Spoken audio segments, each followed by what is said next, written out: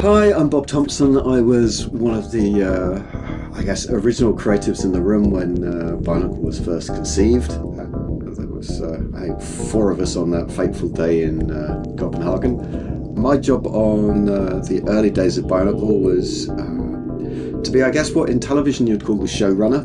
So my job was to bring the story together, make sure it was consistent, make sure it was delivered across all the different platforms, and just be the controlling mind behind the story Bible. Hello, my name is Emily, and this is a special video I made. Bob Thompson was the head of character and story development for BioMedia International at the time BioNicle was first conceived through early 2005. During that time, he was a driving force behind the shape and direction of the BioNicle story. I spoke with him about his professional background, his approach to telling a multimedia story in a time that was a newer concept, and about some of the lingering mysteries from the stories he told. Please enjoy.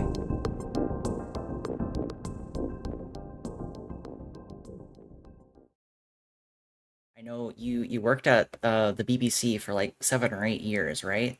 Was that like your Yeah. first stuff you did in the industry? Is that where you got your start? Yeah, I did a couple of other sort of weird random jobs before going to the BBC. I guess lots of graduates do. They have. I worked briefly in banking, construction, and Oh wow, okay. delivering edit suites in a van. Yeah. And then I got into the BBC on their kind of training program, which was great, and that got me to go around the BBC just working in lots of random, different departments. So it was kind of exciting times. I got to discover what I liked about the film and TV business. I think it's a great opportunity, and I don't think enough companies give graduates the chance to go and experience lots of different places earlier in their career because it gives you a more rounded outlook on the world. So I was really, really fortunate. I did some really small, not particularly important creatively bits, but for me really useful.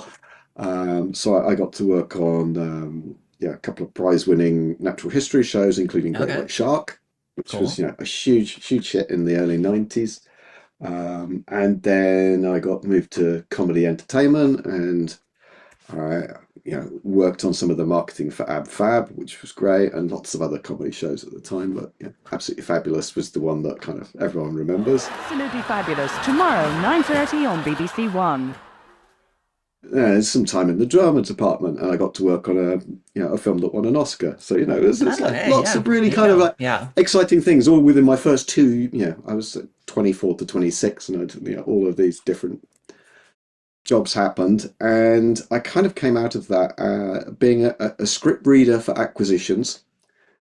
So I was reading acquisitions for comedy and entertainment shows, and I guess over the course of 2 years, I became head of acquisitions for BBC Worldwide in terms of comedy, entertainment, and drama and children's programs.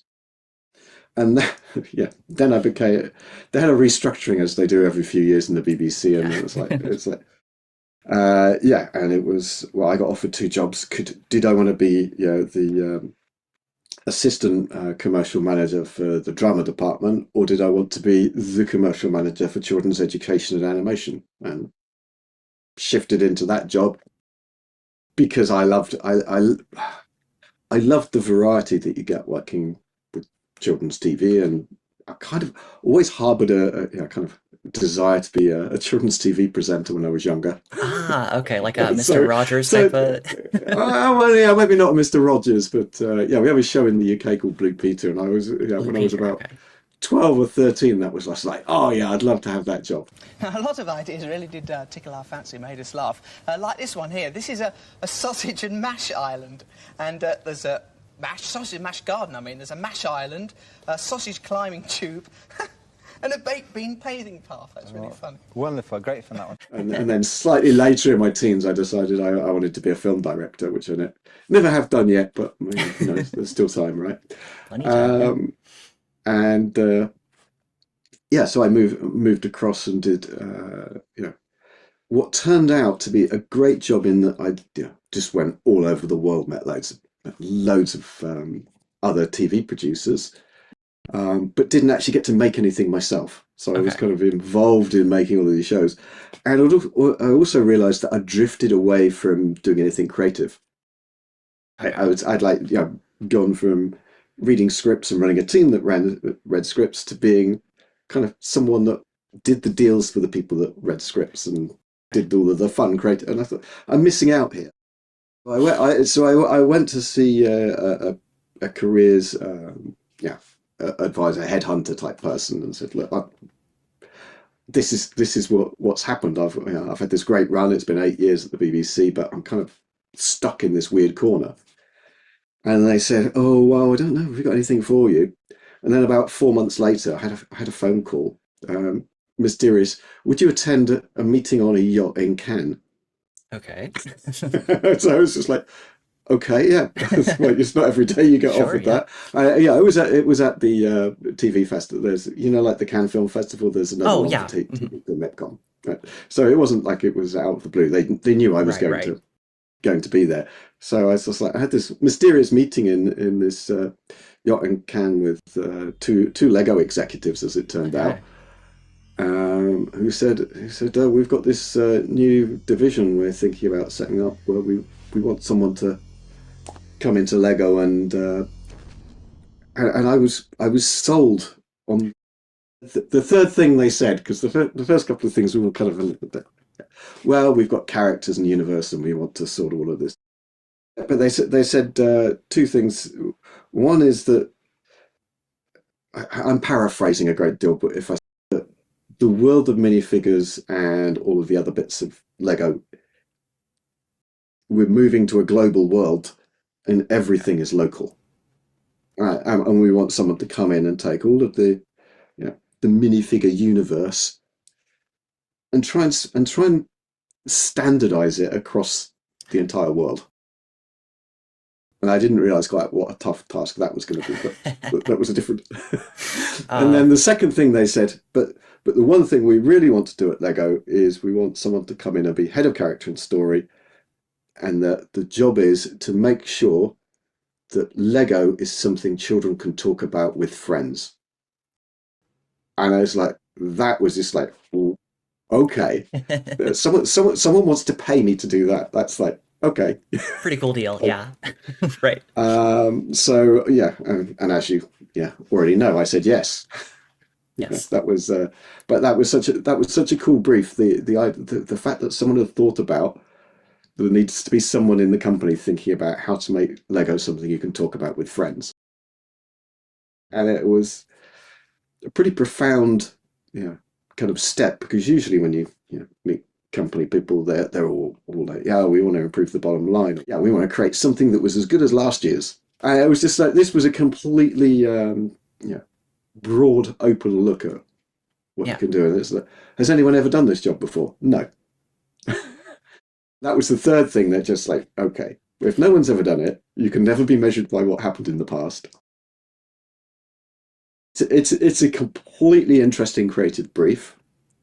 And yeah, and at the time I had no idea how difficult it would be to bring everybody around on the minifigures world. It did Okay. happen. It was clever. When you first mentioned that, I was immediately thinking about the Adventures minifigures and how they all had like different names, different personalities in every part of the world, right? Yeah. What there was in the world was each local territory had come up with its own history for this figure.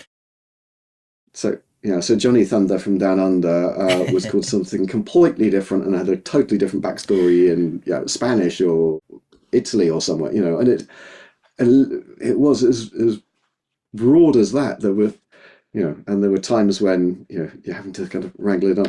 But someone had figured out when they were making Lego Island 1 that they put this figure in it, and everyone said, no, that's character Oh, A or B, right. Yeah. but you can't do that in a PlayStation game, can you? Yeah, because that's going out everywhere. Like everyone's it's like Yeah, you have to have the yeah. consistency. So you have to have a consistent character, story, universe, background. Yes, I know I heard Click. Yup, Click. Captain Click. The despicable, the notorious, the infamous, the... Well, he's Captain Click, that's all. Click. Aye, 'tis Click, all right.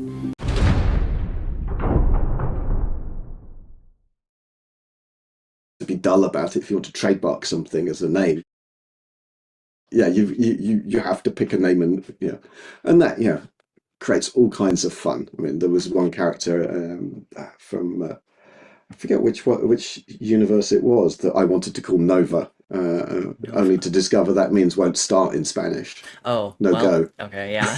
Can't do I'll that. just say, the dashing action hero, no go. But that was, an amazing experience, and I got to work with a terrific guy called Wes on Lego Island 2. Oh, okay, so you got to work with Wes Jenkins. Yeah, Okay. yeah, yeah. Yeah, he's Yeah, he was. I think the first. My time when I was doing the character story, I got to meet some amazing creatives. Wes was a total legend. absolutely like, Uh, he remains a legend in the Lego fan base today. yeah, and a really, really interesting, weird, and slightly wacky character to meet.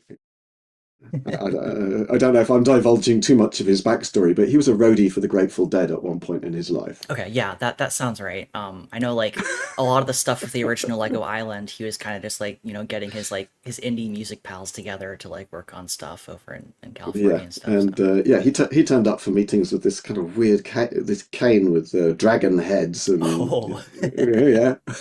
wonderful. But no, he was great fun. I loved working with Wes. So anyway, that was kind of my introduction was to Lego, was to try and figure out ways of just gently cajoling and bringing everybody round to the idea that one minifigure had one name, one backstory, and and then spreading that out to the different departments. So if you think about it, if a character exists in a game, and then a kid goes to a theme park and meets the character walking around in the theme park, they're going to start asking the character in costume questions about who they are, what their favorite. And so I went to the theme parks and I found out what's the requirement if you're walking around in a suit, what kind of questions do kids ask you? And then I went to the computer games guys and said, well, you're making a computer games. What do you need from a character? What kind of things? And they kind of gave me their list of needs, and the toys and the marketing department and you just build up this picture of what everybody needs, and often quite different needs. So I was always questioning, when you make a character sheet. So I came up with this concept that I thought was totally original and no one had ever done before, which was to have a really detailed character sheet of every character, which included things like their birth date, their star sign, what kind of a Myers-Briggs test Oh on every wow, okay, yeah, character. very in Yeah. depth. So I mean, I really, really did like kind of get into this. And what I discovered was that was really useful because it meant that if anyone asked you a question about a character, you could answer it immediately from that Ah, chart. okay, yeah. And that then meant that I could give that character bio to the actor who's wearing the foam suit in the theme park, to Greg who was writing the comic. So and that's when it dawned on me that really the role is being the showrunner. And it took about 6 months for me to figure out that, in a TV show, you may have someone who, the showrunner is often the creator, but not necessarily. But their job is to make sure that all the writers write consistently, because you can't write 26 episodes with just one or two people. You need a team of people. But you also need the final script needs to feel like it's all from the same author. And that's the job of the showrunner, is to get lots of people to write the stories, put the big arc together, and then have people fill in the pieces so that it all fits together nicely, like seamlessly. Gotcha. Yeah, and that's like where like the whole like story Bible or like a show Bible that's like from the TV world. Exactly where that came from. And then it was okay. Well, we're not making a TV show here, but what we are doing is we had 32 media executions in 1 year of Bionicle. Goodness. And it's like you have to really sit down and work out what 32 media executions is. But there was the things like we had the commercial, we had chill and reveal on pack storytelling, we had Okay. end cap storytelling in shops, Right. we had the the in-box disc, we had the TV spots, we had the comic books, we had the online world, we had I'm trying to think what other expressions. The theme park walkarounds. We had a theme park ride. Truck It's just like tours. Yeah. truck tours. Oh yeah, there was the skateboarding thing as well. Oh yeah, with Andy McDonald. Yo, find the power. I mean, I did count one year that we had 32, which I thought was kind of extraordinary. And if I'm trying to manage the story and how it's portrayed through all of those different avenues, you can't control it from one person. What you can do though is you can give people a space, an in point and an out point, and a place to, I don't know, innovate, tell their own narratives within that world that is still in keeping with the rest of the story, so the whole Right. thing feels cohesive. That that was the That's goal.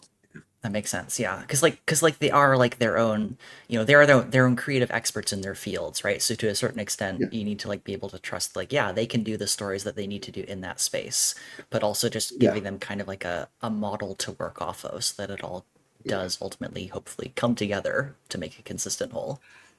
yeah. And also, if I knew that there were teams that could work together, so Greg and Leia were in the US, they had that kind of connection, could work together quite closely. So it was no accident that that Greg's comic books ran a sort of parallel with the online game.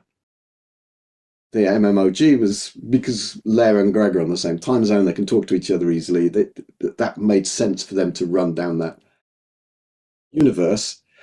But it was intentionally then different. Whatever they're doing in the online game had to be different from the comic book and the novels,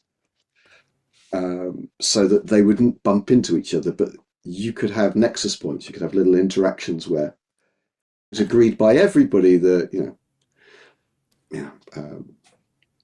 Toatahu would meet a Matoran villager, and he would be off to go lava surfing. It was right, perfect. That's a setup, and I could use that in the film as a springboard. So that's what when we experienced Bionicle as you were feeling that connectivity without having to micromanage every detail.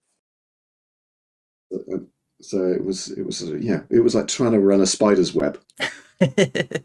You mentioned, or like at a previous interview, a way that you had phrased it was like, kind of treating the story like Lego bricks, right? And kind of like having these different Yeah, ways that they fit together. And I thought that was a yeah, really neat way of visualizing it. yeah, very much. It was the one of the at the time I was actually looking for um, film and TV projects as well that Lego could be involved with, and in the licensing world. And one of the things that we were finding very hard to find is anything that had creative play at the heart of it and connectivity. That connection, that kind of a big buzzword internally at Lego at the time. That kind of sense that play should have some connectivity about as you transfer from story into play. How do the two things? I forget who it was. So someone said, "Yeah, how do the two things snap together?" It's just like that feeling that the playing with something that's been created with Lego isn't different from building Lego. It's just somehow connected. I worked on the Jack Stone project, which worked really well in the US and not so well in Germany, but kind of weird. But the idea of can do, will do, done, and he was kind of a MacGyverish character that went off and fix things by building things, and Okay. that was like connection between building and play and story that we Okay. wanted to encapsulate. Can do, will do, done. Bionicle just caught that because yeah, the constructible action figure, just opened up that door of being able to tell stories. Right. Yeah. That was like, I mean, that was like completely new. There were not, like, I mean, the slides were in Robo Rider, but like, there were not like other buildable action figures out there in the world before Lego was doing it. Yeah. Oh, because actually the engineering was difficult. You see these ball joints, Uh-huh. uh, actually getting them to do that. And you think this thing's 20 odd years old, and it's been stood in my study for a long time. And still the engineering required to keep that ball joint from slipping and being tight enough to snap, loose enough to snap together, but tight enough not to slip is quite, and that's what gives you the posability. Constructible action figures weren't really a thing because the precision engineering to get those joints to work was quite high. Do you recall like when you were first introduced to like the concept that would become Bionicle? Yeah, there was one day when Martin Rieber came over because I was based in Slough in the UK and Martin was in Billund, and Martin came to the Lego Media office in Slough.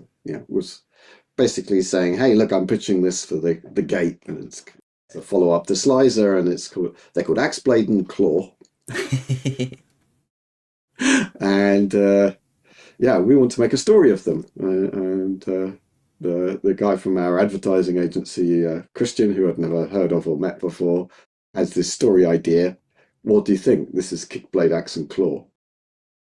Well, okay, Kick, Blade, Axe, and Claw has kind of a problem that you can never, it's not original enough to be. It says what it does.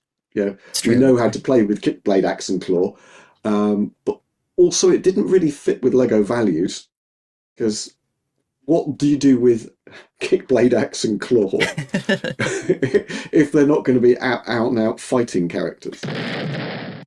Well, yeah, we're not making Tekken here for Lego. So how do what do we do with Kick, Blade, Axe, and Claw? And so that it was decided then that what we would do is we would that we would find some writers.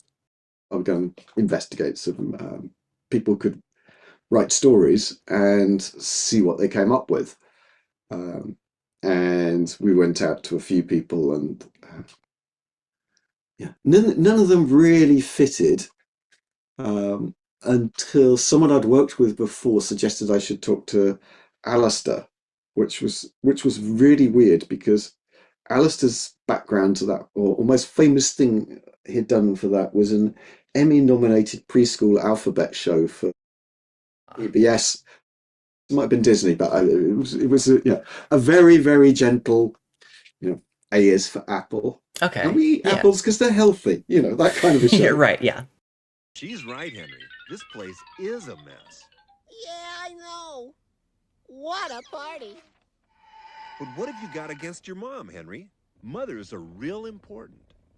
Yeah, right. All they do is sleep. Like that lioness. There's obviously a lot you don't know about moms, Henry. And I'm like, yeah, nothing in his past says this. And my friend that Tony recommended him said, no, you really need to meet. You need to meet. This is definitely his kind of thing. And so we met, and he kind of made a pitch that was interesting. It wasn't what BioNICLE turned out to be in the end, but it was a pitch that was interesting. So he and I went to Copenhagen to Advance, where Christian was. And Martin drove down, and we had a day. And at the end of the day, we'd been on the 6 o'clock flight in the morning, and had a long day, and it had all like by 4 or 5 o'clock we was like, rule a bit. Well, we haven't really moved far from Kick, Blade, Axe, and Claw at this point. And so, someone from the agency said, never mind, let's all go out and have a nice night out in Copenhagen, and we'll have another go tomorrow. We had planned to have 2 days. And we went out, and we all had a great time. Came back a little bit bleary-eyed the next day. And so one of the first things Alistair said was, I don't know why it came out of it. Christian had this pitch that the island and I'm not plot spoiling now. The face underneath was Yes, the was the face robot. of a Yes. robot, and Alistair had this thing where he got quite excited about the island because his sister was in Hawaii. I think she's a botanist, and I think she was cataloguing parrots or something, and that kind of got the tropical island vibe out a little bit stronger. And we started looking at legends that tie in with the islands, so Easter Island and all, and that kind of took us into. My grandfather had sailed all around French Polynesia because my grandmother's a New Zealander. And one of the things that he brought back with him was these, he called them tiki dolls, but I've discovered since that they're called many different things, and only some of them were tiki dolls. Small hand-carved figurines that were made in different places around French Polynesia, Hawaii, and all those places. And there was a collection of them, and as a kid, I played with them. These kind of it's like magical fantasy play with them. And that, I think it was that kind of cooking pot of different ideas, and we talked a lot about the Mayan Empire. It was, I think there was a couple of computer games that were set around Inca and Maya empires at the time, and we just that expanded into this just amazing day. It was like, hey, wouldn't it be great if there were all different elements, and then somehow that kind of like that awful the bad day we'd had the day before turned into this really productive day where we just like idea after idea after idea. And Christian wanted a biomechanical chronicle. And that came, and we were spitballing names, and just BIONICLE came out of it's a biomechanical chronicle. And then, we have a biomechanical chronicle. It's going to be on this island paradise, but the island paradise is under threat. And then we're going to have elemental characters, and we decided. Martin decided he wanted to make 6. So there are 4 elements, obviously, so we had to somehow shoehorn 6 in there, but we managed. It's like, obviously rock and rock and earth, yeah, different elements, right? So that's how we came up with the 6 tower, and that all happened in just one day, 3-hour spurt. That's crazy. 3 hours. Yeah, it was literally between having some coffee and pastry and lunch. Wow. that all happened. It was just weird, instant. Just all came together. So I think all came together. Alistair had a brief to go and write, and Alistair's absolutely brilliant at writing enormous amounts of everything, and it became. So what happened is that team would come up with the bare bones of a story. Mm-hmm. Christian would focus on the campaign story. He would do just that, and then Alistair would do colossal amounts of writing. As he's got the capacity to write endlessly about everything all the time. So my job was to make it concise enough for people to follow, then also make it into pieces that people can use. Every now and again, we would bring in someone from outside to kind of just, I don't know, put something different into the team. So one year with the Bow Rock, we had Alan Grant, who created Judge Dredd, come in. Yeah, and he was, I don't know, he was a lovely man. He approached me because he wanted to write something that his children could read. Alan made so much money on Judge Dredd. He bought a castle and a town, which is a marvelous place called Moniavi. And he was wandering around the battlements, wondering what to do. So yeah, he got in touch with me and said, "I want to write something about Lego, something for Lego. Could I?" It's like, well, yes. Well, we got this book, and then just after we'd said back to him about this book for the Night's Kingdom, it's like, Alan, we're having trouble with our villains. Could you write some 6 really despicable villains? That was how the Bow Rock came about. It was a great time because Lego gave us an inordinate amount of freedom to a group of creatives who at the time were quite, I don't know many film studios that would give, yeah, four, yeah, yeah, four people in their late 20s, early 30s the chance just to go wild, biggest budget of your life.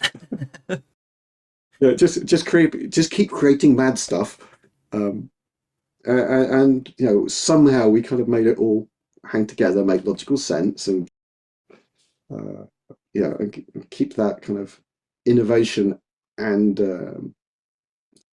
yeah, I guess the innovation and the push to find a new way of delivering and telling story.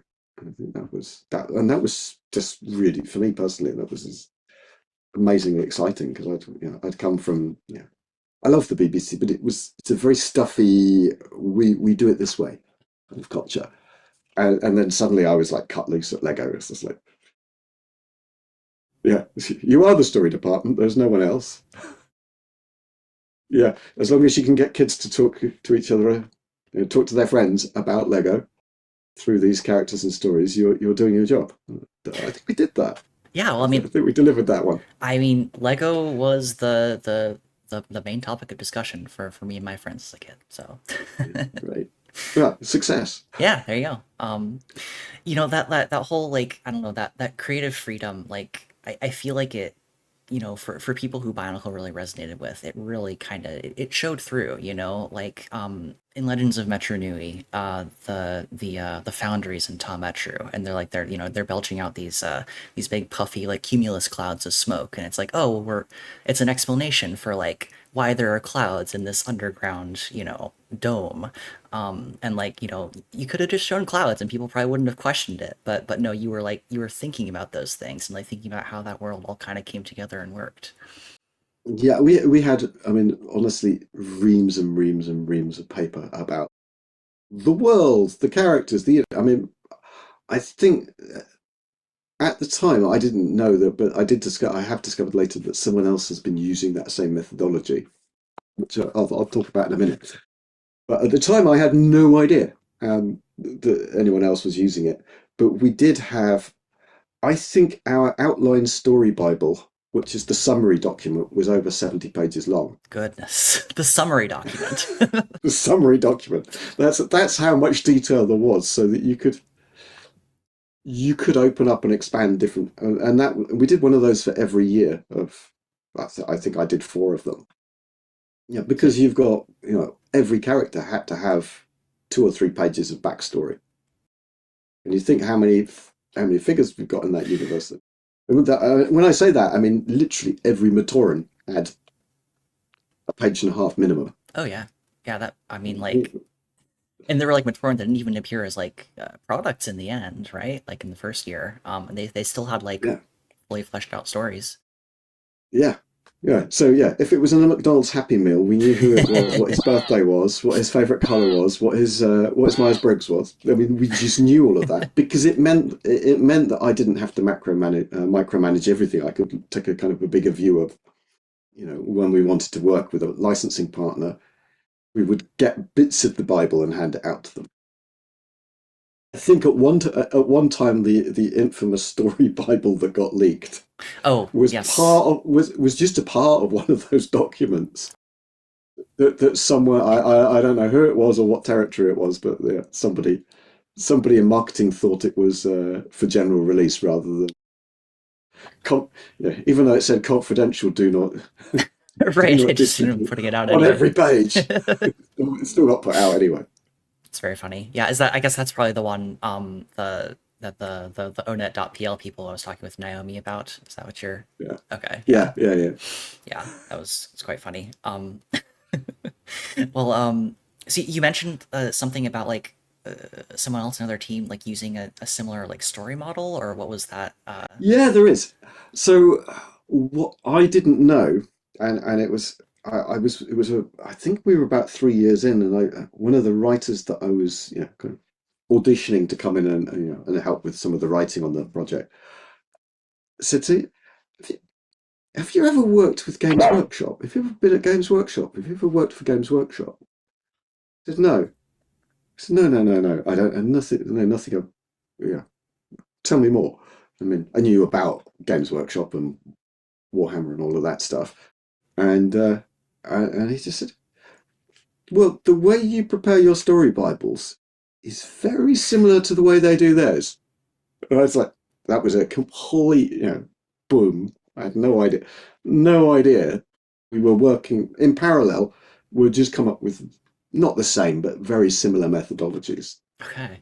Uh, And that um, did that like lead in then? Because I know you worked on that the Warhammer it 40K did, movie. yeah. No, Yeah. no, that's exactly what happened. I was at Comic Con and I met someone from Games Workshop, and I told John this, and John said, "Oh well, we've been thinking about a DVD movie." And then that turned into, I think 2 years later we made the Ultramarines movie. So yeah, I think it's just that's the naturally, if you're going to run a really big expansive universe and not have to control and write everything from one or two people, the only way you can do it is to have very very detailed story bibles. I'm sure there are other people that have done that, but it was, I think we were pioneering in doing it for the kind of in the way and at the time we were doing it, because everyone does multi-platform storytelling now, but was Yeah. this At the time, but like non-linear online storytelling, no one was doing that then. I've got a quote here. I'm just going to read it out to you. This is from Henry Gilroy. This was back in 2003 in like the Mask of Light press circuit. Henry said, co-creator Bob Thompson is the mildest, quietest, nicest guy you will ever meet. But when he does the voice of Onua, this deep, powerful voice bellows up out of him and scares the hell out of you. Now, Porto! Look around you. Mining has never been better. Oh, you should join me at it sometime. Try doing a real job. That was we did Henry and I, because we worked really closely on the scripts, because Henry was the writer and I was essentially the editor okay, of most yeah. of those scripts. We had we had some other people that came in and helped occasionally with the editing, but by and large it was Henry would write by day. I was producing Mask of Light by day, and then by evening we'd get together and we would work on the script for I want to say Metro Nui. It wasn't Metro Nui, it was Web of Shadows. So we were working on Web of Shadows. Yes, that was at the time. What we would do is we would do read throughs backwards and forwards, and after a while, because we'd be acting out the scenes. After a while, I think there was one day where I decided I'd get all the deep and booming voices. Great. But Henry's great fun, actually. I keep meaning to catch up with him next time I'm in the States. Yeah, I mean, I think he's done, like, he Oh, does, like, work on Star Wars and... he's amazing. He was Yeah. writing Star Wars comics when we hired him, because we did a thing. We went out to we shortlisted 3 writers and asked them to write something. Henry just nailed it far. It was the obvious and easy choice to pick Henry. After the Mask of Light, Goodness. Henry found an artist in California and commissioned. I'm going to lift it up, but you could. This guy. Wow, looks very heavy. That's It incredible. is exceedingly heavy. It's made out of yeah. Oh, basically, posable head? Okay. Oh yeah, it's got a posable head and removable. Mask doesn't come off, but he's a chunky guy, and he's all made out of random car parts. Okay. Wow. It's like, if you look, the back of the head is spark plugs. And, Okay, yeah. kind of a cool thing. So Very, yeah, an incredible likeness considering the medium. so it's a pride of place in my study even to today. Wonderful. I feel like there's like, so much I could ask about the films in particular. Because like, I mean, that was kind of like, I mean, just from the outside looking in, it seems like it would have been kind of like coming back into like kind of the world that you were familiar with, right? With your work in television. Yeah, it was, and we were as with the Creative Capers team, we were so lucky. In fact, the short list of places that we were going to go to make the film, we'd shortlisted two companies. One was Dan Cretch Productions, and the other Okay. was Creative Capers. And weirdly, I've just finished a film with Dan Cretch right now. So some 20 odd years later, but Creative Capers came with CGCG, and I think I'm so glad we did that because Sue, Terry, and David, who are the Creative Capers, is Sue, Terry, and David. Yeah. The other people work there, but and Sue and Terry are married, and David's probably Terry's best friend and has been for years and years So and they're years. they're And very tight they together. they Yeah. work together, and I was really worried actually about the idea of having two directors because two directors could be a recipe for insanity because the director has final the the law is the director calls the shots, meaning they decide who's in the shot, where is the shot, what's the shot about. That's the director's call. But if you've got two people, which one is calling the shots? who's in charge? But actually, they were the perfect team. They kind of handed things back and forth, and they'd been working together as a team probably a long time. They were together at Don Bluth days. They had this like history and this shorthand that was brilliant. But they're both very, very creative in different ways as well. So, whereas one of them might go and work on, be more involved with the script and the dialogue and who's saying what and the storyboarding and that kind of character stuff, was the other one might kind of move into art mode and be like, well, yeah, if it's going to be this kind of scene, then it has to be kind of green and dirty and a little bit, whatever it is. The two of them just mirrored each other. And Sue is an incredibly experienced, producer. For me, I was going into this. I'd been around film and TV a great, 8 or 9 years at that point, but and I had written something and I had directed kind of a short thing, but I'd never actually produced. And suddenly, like I'm stuck in charge. Okay, so that was like your And first experience as a yeah, producer. Okay. yeah, I was just like, okay, straighten at the deep end. But I knew the story and I knew the world and I knew Lego. And I think I was probably the person best placed to deal with the relationship between Lego, Miramax, uh, and later Buena Vista. So Yes, it kind right. of Big on the so that whole thing got but I mean, at least I was from that world, so I could speak the language, and I didn't have a problem. I didn't have a problem dealing with the lawyers because obviously I'd Right. done Okay. that before.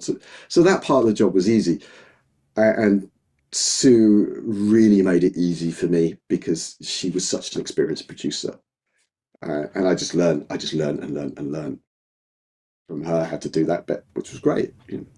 Everyone has to learn somehow, but it's weird learning. It's weird learning. Learning on the job. Yeah. Yeah.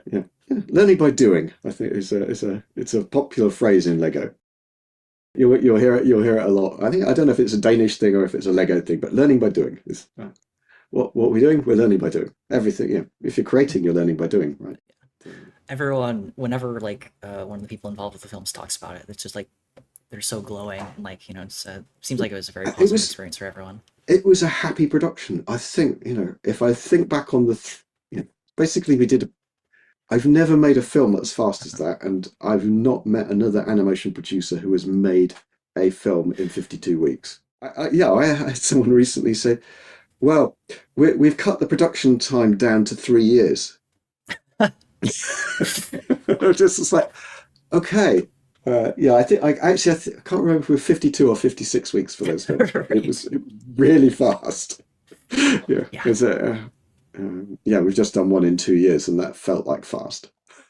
But actually, it was just decision, decision, decision. And CGCG in Taiwan, to be fair, were absolutely brilliant. They'd been highly recommended, but they hadn't done a film before. Oh, that was So their first. they Okay. were also learning by doing. Yeah, they'd done a lot of animation for Japanese clients, and someone, I'm trying to remember who it was, had recommended them to us. It was Marge Dean. Yeah. Okay, and if you look up Marge Dean, she did. She's been involved in loads of really cool animation over the years. So, Nice. Yeah, I know CGCG, like they've become like a real powerhouse in the industry. oh, Like, amazing. yeah, Yeah. just But they were good. They were efficient. They were diligent. They asked questions. They didn't. They didn't make life difficult. They uh, were clear. They were able to say to us, "Do you know what? We can't do all of these things." Um, but yeah, we did discover that they did a couple of things on their first film that you just look back and go, why? Because there was a forest in the back of one of the shots oh, in sure, yeah. yeah, and they built it in CG. It's crazy And for it's the just time, like, yeah. it was like that was so hard to do back then. It's like a painting would have worked just fine. Like Yeah, all you the build some plants, all the trees, you they're build some moving. foreground objects, yeah, but the forest behind you can paint that. Right, yeah. And I Yeah. feel like something that's similar in previous sessions, like the water effects, right? That's always a challenge in Uh, animation. oh, water and lava Yeah. were absolutely terrible to do, and there was one shot where we had water, and I kept rejecting it because it didn't look like water. It was just like it didn't look like water. It didn't look like the sea. And I'm a surfer, so obviously I've been in the water quite Yes. a bit, and I know what water looks like. And then there was a day, probably about 3 years later, I'm out surfing and the water looked exactly like CGCG had made it in that shot that I rejected. Oh So it no. was just like, I just felt so guilty about it. And yeah, actually, it wasn't the water we wanted, but it was one of those kind of things that you look back on and go, oh my God, how could I have said it wasn't like water? And I've just seen water that looked exactly like the water I rejected. But, Hindsight's we kind of, 2020. yeah, yeah, hindsight. But CGCG were absolutely fantastic to work with, and yeah, they would be a studio I'd love to be able to afford to work with again. They're now so well regarded and Right, expensive and they've moved up in brilliant. the world, yeah. Yeah, they've jumped. They're now in DreamWorks world. Oh, I didn't realize that. That's wow. Oh yeah, they did How to Train Your Dragon for the TV show. Okay. Wow. Yeah, Wow. Props to and them. they worked on Clone Wars and Okay. Okay. Yeah. I think Henry may have had something to do with them. I Mhm. want to ask about some mysteries of Bionicle. We'll test your memory here. Okay. Um, so first thing I want to ask about is Makuta. And I actually, if you'll indulge me, I have a quick personal anecdote about this one. Mhm. So this is back in like 2013, I guess. My wife, at the point she was just a stranger to me, she made a blog Mhm. post, and it was kind of like the first Mhm. thing out there on the internet that was like, hey, this line in Mask of Light where Makuta says, sleep spares Motunui pain, awake he suffers. That seems a little like, out of sorts with like the Makuta that we ended up getting. Maybe there was something more to this. And that was kind of like, it inspired me to do like more looking at Mask of Light, looking at other stuff, and I did like my own, teenager doing this stuff, like, my own blog post was like, here's my cool, theory about Bionicle and the original motivations of Makuta. And, that was it. And, but, like, we reconnected years later. And of course, now she is my wife. So I get to say that, like, Oh, we, congratulations. thank you. Yeah. So I get to say that I met her, talking about, Bionicle stuff, which is fun. Hmm.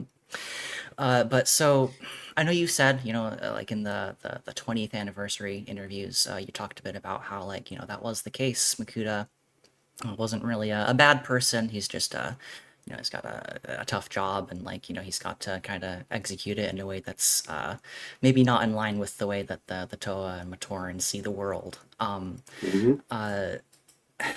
So I guess my question is, I'm curious a little bit more about, like, what drove him to make the decisions he did. Like in Legends of Metro Nui, he's already kind of come to this conclusion. He puts Motunui to sleep. He causes this catastrophic crash, which you would think might be maybe damaging to Motunui.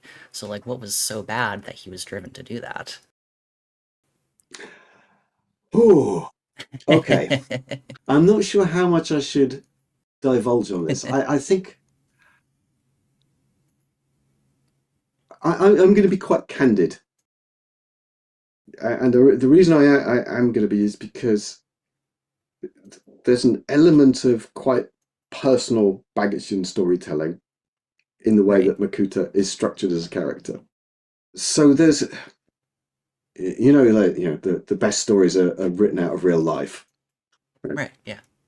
Well, when I was 7, my mum was diagnosed as having cancer. One of our kind of family friends, who was a science teacher, sat me down and explained what cancer was, how the central nervous system worked, red cells and white cells, and how they came into conflict. Right? And the central nervous system blocks drugs that are trying to start things. So sometimes drugs have to get around the central nervous system. Sometimes drugs have to go, have to be stopped, or outside poisons have to be stopped by the central nervous system. Biology is set up to do this, right? And so, because we're a biomechanical chronicle, right, you're guessing, Makuta is always the central nervous system, right? And the toe are always the drugs, are there to revive the and that was the heart of the biomechanical chronicle, that juxtaposition, and it came from that very personal story about how it was explained to me what was going on inside mum when I was a kid, and that was something I explored as a kid through fantasy play with these little ticky toys. So you can see how that there is no such thing as good and evil in the Bionicle In the universe. multiple. Everyone's got a job to do. And the conflict happens because these jobs are diametrically opposing one another. There is more that's hidden in the universe that I didn't want to see, but super observant for you to have seen that. Well, thank Makuta you. was never a bad guy because of that. That's how biomechanical systems would work, right? So I guess a little bit connected to that, and this might also be stuff where you're not able to get into it to kind of preserve the mystery of the world. But I did want to ask about the 7 books. Mm-hmm. Kind of the plot outline there. There are a lot of fans that have done some quite incredible kind of, I don't know what you'd call it, like forensic work or whatever, to kind of reconstruct, like, here's probably what this book was about, and that sort of thing. But like, as much as you're able to speak to it, what was that? I know it's really an outline, right? But like, what did that look like? It was okay. There's two reasons I can't talk about that. One is um, I wrote that work under contract to Lego, so they own it. So yeah, I don't want to get into that because who knows? There may be a time in the future where more books are required. And I don't think they used any of that work in the season after the fourth year.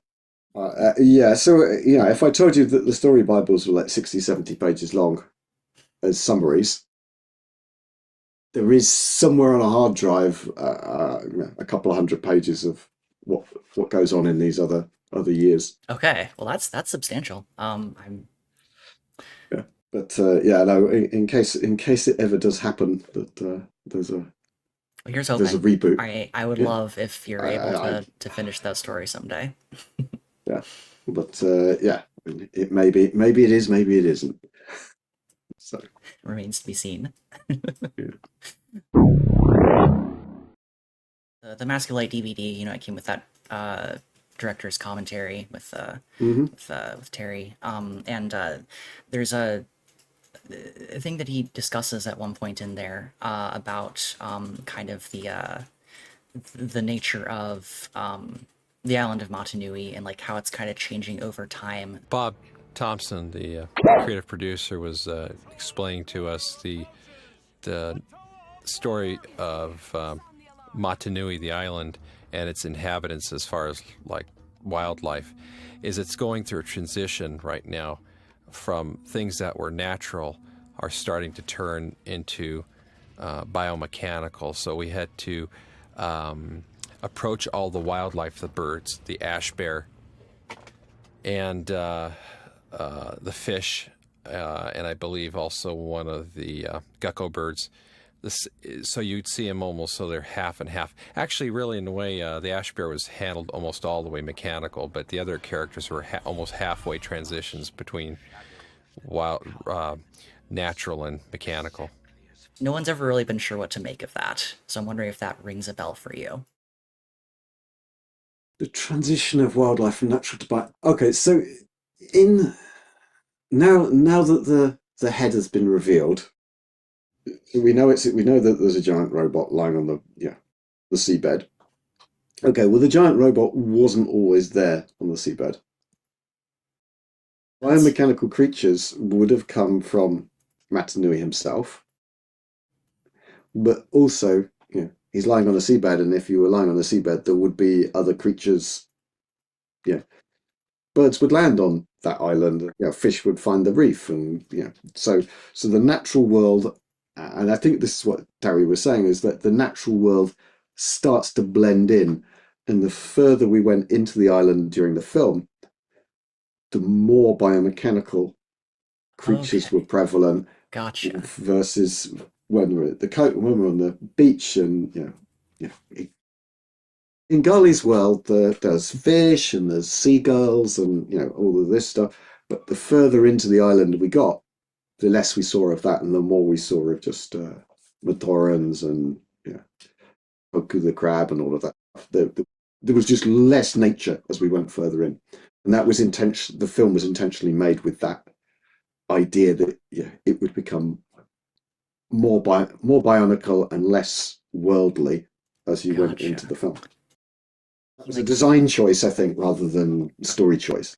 There's also an element that, from a film perspective, one of the things, I mean, there were a lot of execs wanted to, hey, is there going to be a kid in this movie? Are we going to take are we going to take a family to? No, we're not going to do that. We were really, really insistent, actually, that the film was something for children 7 to 11 years old. And actually, if we could make it a little bit exclusively theirs, and a little bit so that parents couldn't understand it but kids could, that was all the better. Because it was never supposed to be a family film. It was never supposed to be for a family audience. It was always supposed to be for the viewer aged 7 to 11.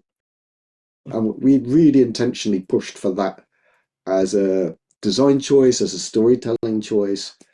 The use of all of the character words was intentionally designed to keep parents out and kids in.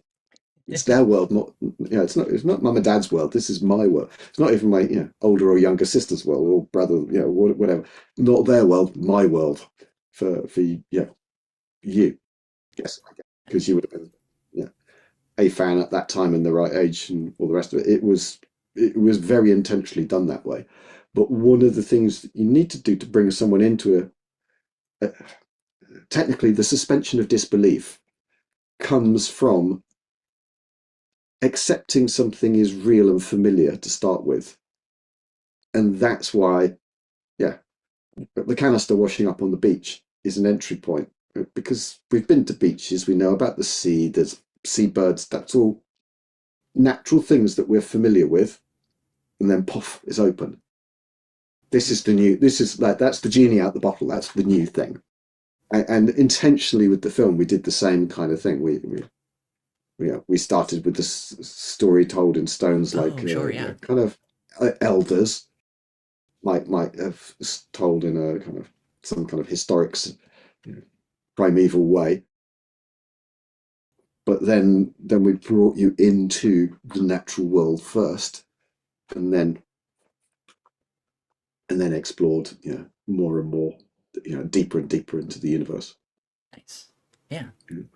I think I tallied it up once, and there are well over 100 unique bionicle specific terms that got introduced even just in the first year of the Bionicle being out there.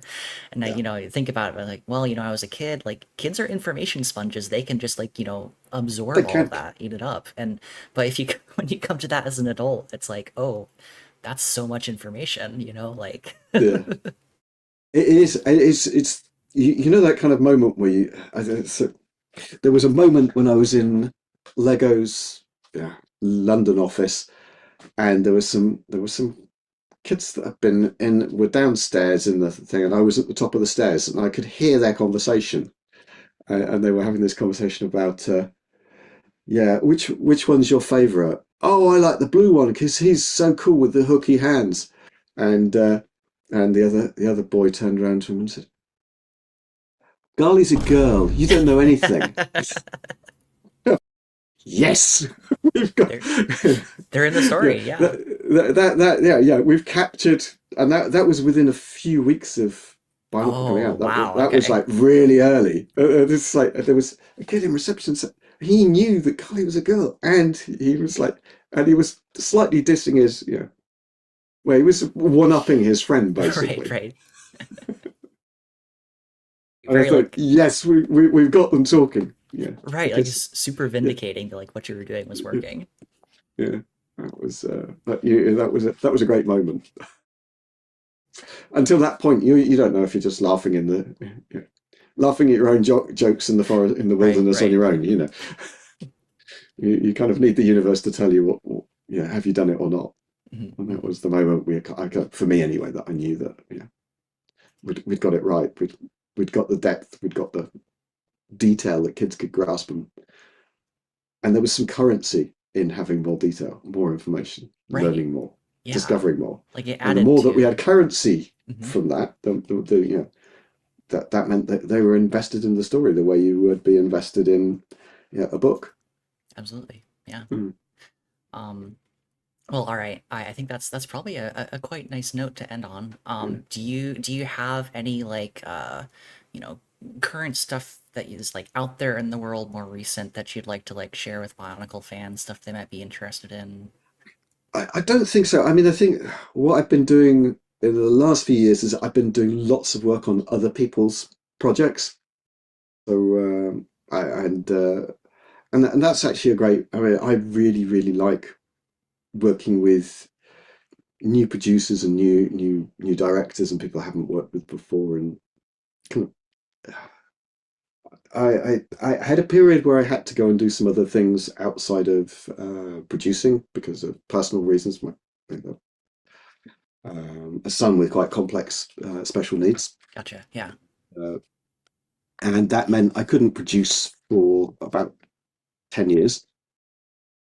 And while I was doing that, I got into the idea of mentoring and being a guarantor for other people's films, and I was a consultant for Film London, and I did lots of other things that were more about developing animation as an industry in the UK, helping other producers get their shows made.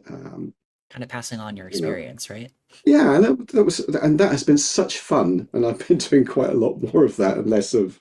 I would love to be able to stop doing some of that actually at the moment, and actually think about writing something new of my own. But I've got two projects with new writers that I'm trying to get financed at the moment. Would be great. There's a film that I've just been involved with. I came in, they were going to make it in live action, and then somebody said, no, you have to make it in animation, and neither of them had made a animation before. Ah, So I've been working on that for the last 2 years, which has been good fun, and that's called Bollywoof.